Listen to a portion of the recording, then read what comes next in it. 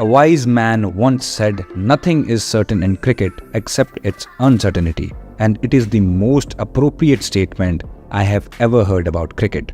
One of those uncertainties happened on 18th March 2003 when Kenya played in the semi-final of the 2003 World Cup.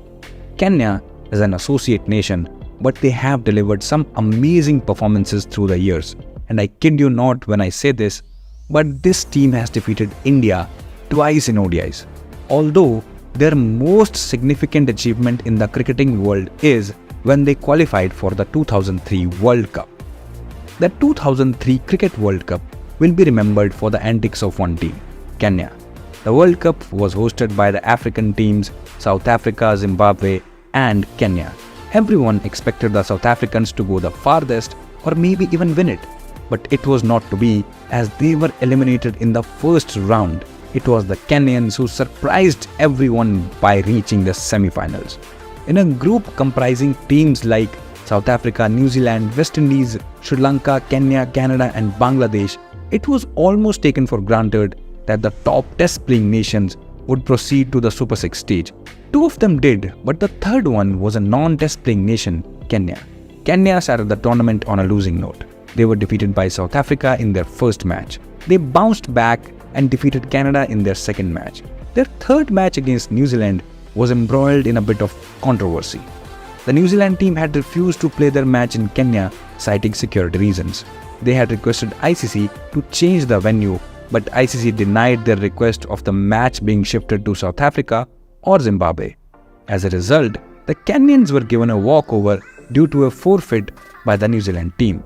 Their next match was probably one of the tournament's biggest upsets when they defeated the 1996 champions Sri Lanka. In their second last group match, they defeated Bangladesh before being defeated by West Indies in their final group match.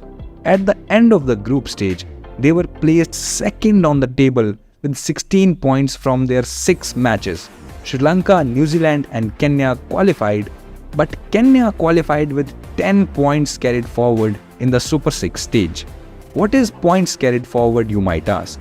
PCF was a system used in the 1999 and 2003 World Cups only.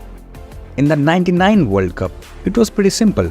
Each team played all the others in their group once. The top 3 teams from each group advanced to the Super 6s.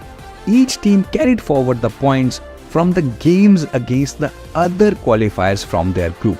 For example, Australia, New Zealand and Pakistan qualified from Group B, and Pakistan carried forward 4 points because they had defeated both Australia and New Zealand in the group stage.